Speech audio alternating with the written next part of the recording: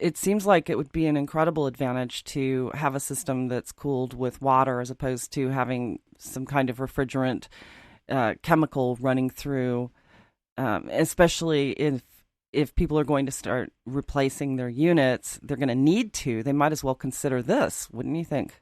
True. Actually, within the industry, not necessarily a ban on Freon. Right now, the industry in the U.S. is using R410A is the current refrigerant of choice. Previously, it was R22, and they began to phase out R22. And as they began to phase out R22, because of the fluorocarbons within the refrigerant and their reaction to damaging the ozone layer, essentially, when they started phasing it out, R22 became very expensive. It became prohibitive to fix your old R22 system or repair it anymore. So essentially change out your entire system. There is talk in the industry that, someday they'll be phasing out 410A. It's not something that really too concerned with at this point in time, because there'll be a drop-in refrigerant replacement for it, just like came out for R22 in time. But, there is that thought process there that if this refrigerant goes away, it could become more expensive. But so in other words, I don't want to downplay, the ease of installation of a R410A refrigerant-based split system. It does its job for sure. And the difference really between selecting a DX refrigerant-based split system or a chilled water system, a lot of times that falls on the application or just a preference of the grower or owner of the facility, ease of installation, so on and so forth. Let me back up and ask you again about with the water-cooled system.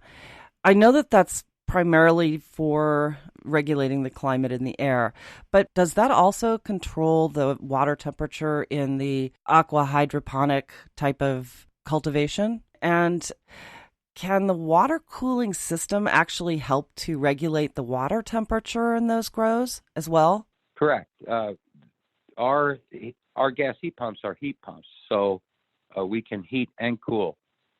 So we can actually, our system can switch back and forth between heating and cooling very easily. So we can keep a constant water temperature if that's desired for a hydroponic system. You couldn't do that with a regular air conditioning unit, as far as I know. No.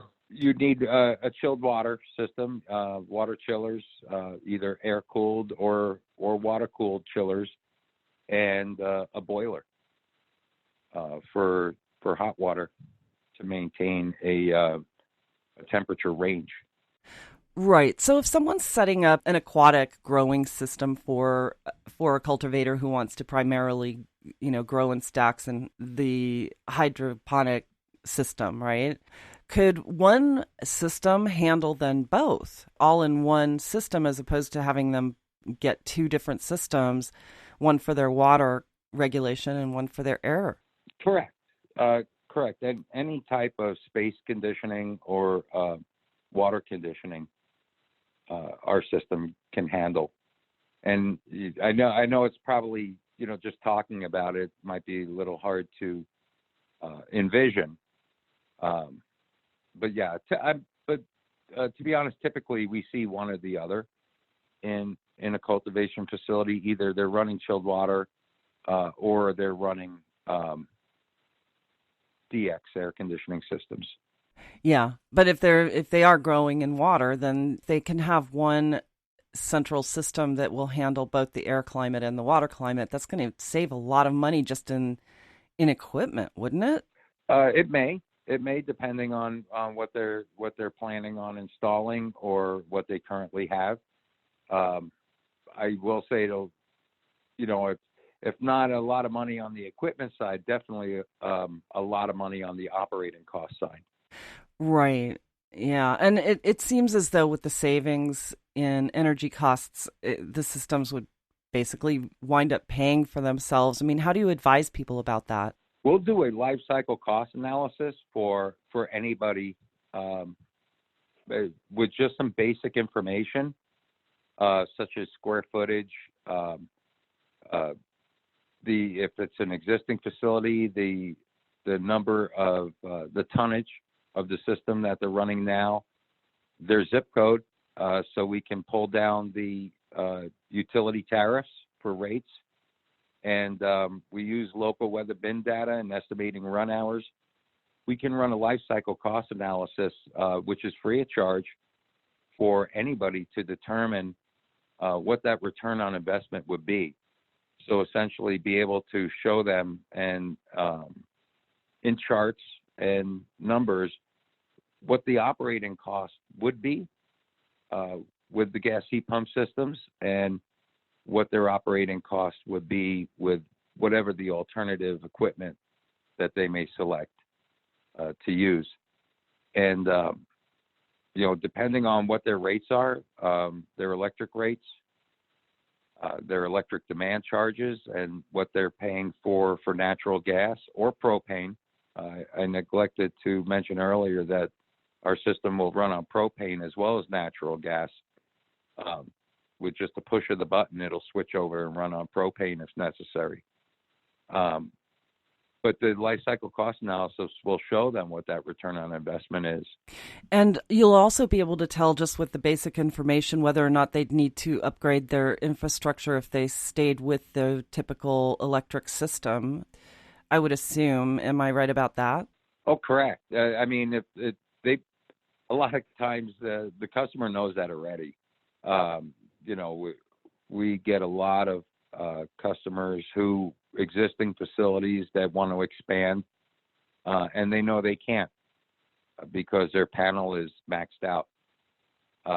So maybe they did only build out 5,000 square feet of grow space in that 10,000 square foot warehouse, and they know they can't expand on their panel. So we can replace their HVAC system, free up the electricity that they need for the lights in the entire 10,000 square foot space, and shift their cooling to natural gas instead of electric. And then, they avoided a tremendous electric upgrade and very expensive, and their operating costs moving forward is, like I said, could be 50% less than it was on the electric system. I mean, that's amazing, really, when you think about it. So, and you read my mind when you started talking about the propane, because it occurs to me that there are some very cost-efficient spaces available that are sort of off the beaten path, and, in a place that's not an industrial area, but where they've got lots of land to sort of sprawl out in an indoor greenhouse facility. And the ability to run on propane seems like that would be an incredible advantage for rural areas. So if they are growing sort of off grid somewhere, I mean, is it feasible to have a propane tank without having to fill it up every 2 seconds, that they could run a system on the propane that they have access to? Oh, absolutely. Most propane customers, have a large propane tank on site, and there's even electronic monitoring now with the propane companies. So essentially an electronic monitor on the tank to show the level, so they can schedule propane deliveries to fill the tank on a regular basis. So there's no fear of running out of propane and not being able to run your propane equipment. That's incredible. And I think that's one of the biggest advantages that I can see, aside from just the savings in the power that you're drawing from the grid, which gives you more space, the profitability of that, the scalability of having a system like that seems like it would just make all the difference in the world. So as we start to kind of wind this down a bit, do you have anything that you feel that our audiences should learn? Well, the numbers speak for themselves, really. It's you're not going to find a more energy efficient, cost effective system from an operating cost standpoint than the Sierra gas heat pumps. And we'll run a life cycle cost analysis for any customer for free and show them the savings just by switching over to natural gas. And there's so many applications where, to be honest, it really becomes a no-brainer because, we can help avoid electric demand charges and electric upgrades for facilities that the equipment will pay for itself immediately.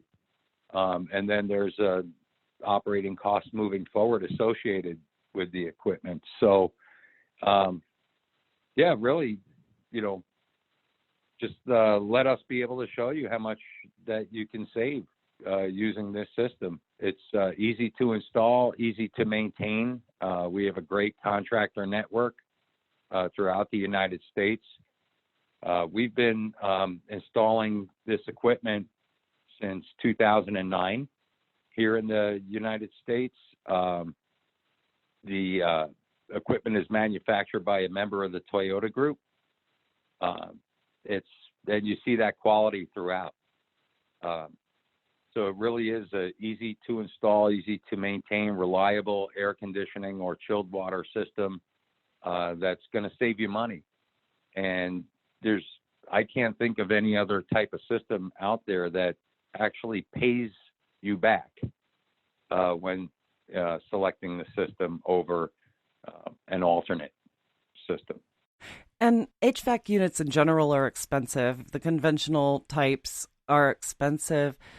For a 10,000 square foot facility, cost-wise, if they're starting fresh with a brand new unit to manage that size space, what would be the difference in cost between a conventional unit and a gas unit?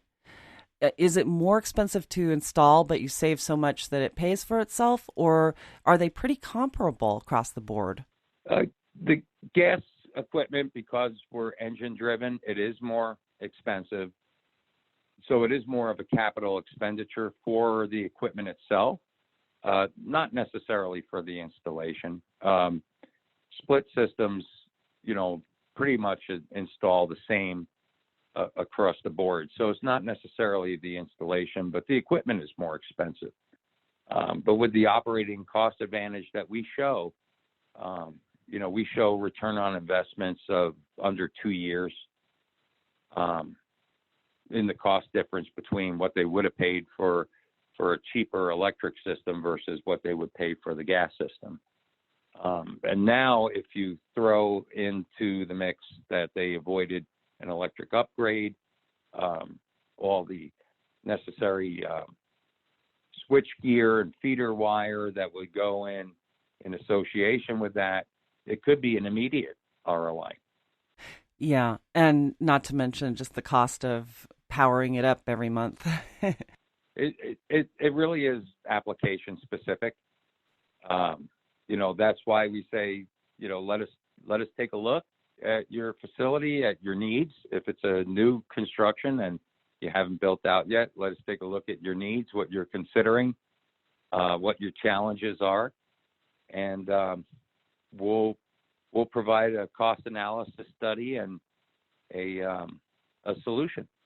That's fantastic. And I'm going to be putting all of your information up on this podcast post on our website, but also I will direct people to the company page that we have set up for you on our website, and then direct people also to your website so that, they can get a feel for all of the different services that Blue Mountain offers. And your company's been around for a long time and has serviced some pretty substantial clients from, the government and institutional level to the simple indoor agriculture facility, of all different sizes and shapes.